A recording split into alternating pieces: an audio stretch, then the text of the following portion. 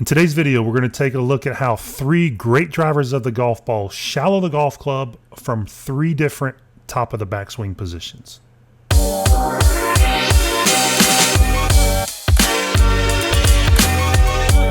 right, so we've got a lot of information here on the screen and we want to cover a lot in this video, so we're just going to jump right into it.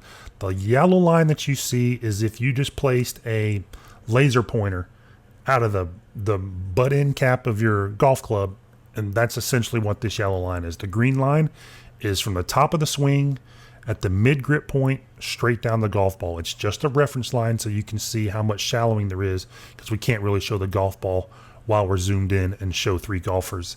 And then the pink line is the golfer's hand path, and that's measured from the center of the grip where both hands would meet on the club and in the downswing. And then we're looking at the window that we're looking at here in this video is the top of the golf swing, which is where the club changes direction to left arm parallel in the downswing.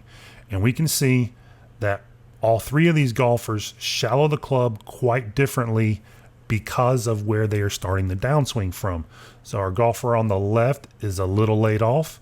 He's almost pre-shallowed, so he's just basically doing very little manipulation with the club to sort of shallow it, right? So he's just kind of dropping it, swinging it down his hand path line.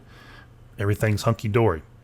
Golfer in the middle is more of an inline, kind of that classic, inline, down the target line pointing club head at the top.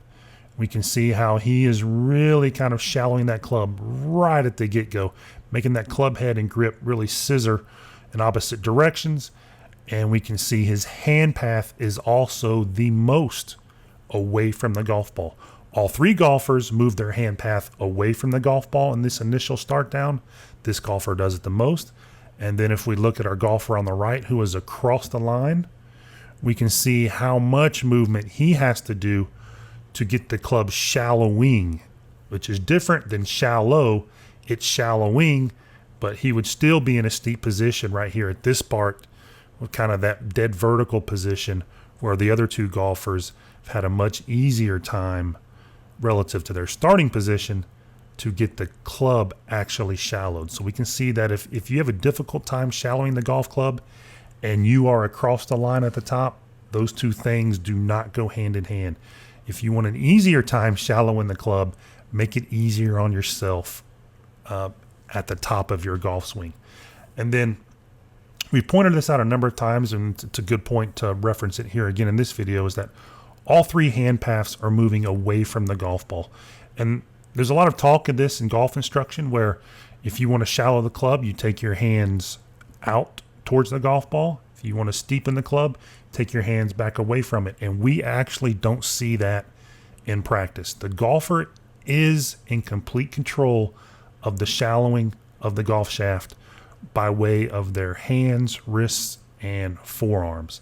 And we can see here the golfer who takes his hands the farthest away, who has the steepest hand path, is the golfer who shallows the club the most.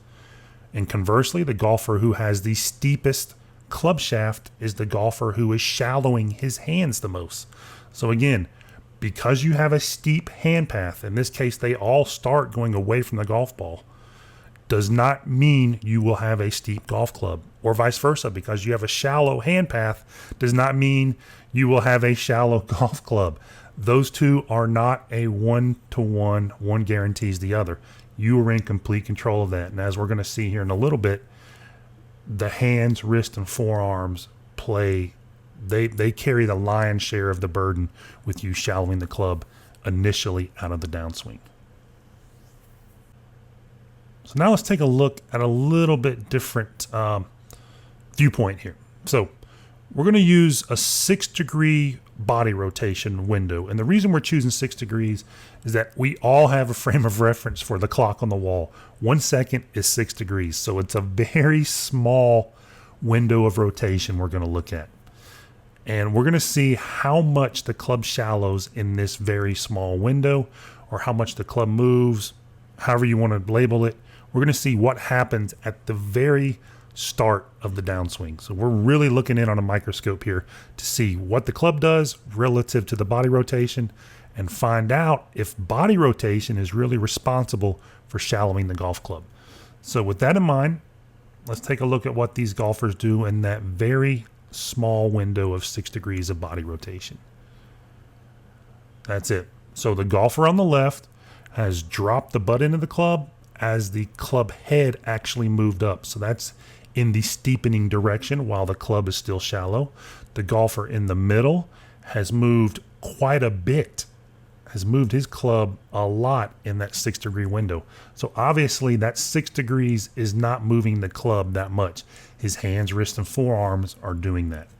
And we can see he has lowered the butt end of the club, raised the club head. Again, that's positioning the club in a steepening spot, even though the club is still shallow. And then the golfer on the right did the very same thing.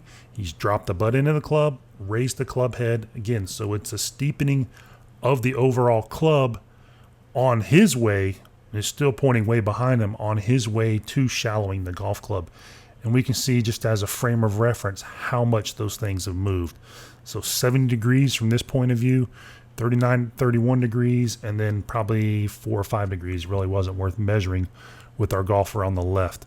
But we can see the club, the handle, the head are all moving a lot to shallow the golf club in that initial window. It is not the body rotation that gets this club positioned in a shallow spot. And what's also important to point out, if we just kind of scroll back here, the club head, a lot of golfers believe that the club head needs to be lowering and kind of flattening the overall shaft, laying the shaft down. That produces the shallow club angle coming down in the downswing. That's not something that we see. We see just the opposite. As you can see right here, this golfer's grip is lowering. That laser pointer out of his club is lowering, it's steepening, and the club head is going up. We don't see the opposite happen.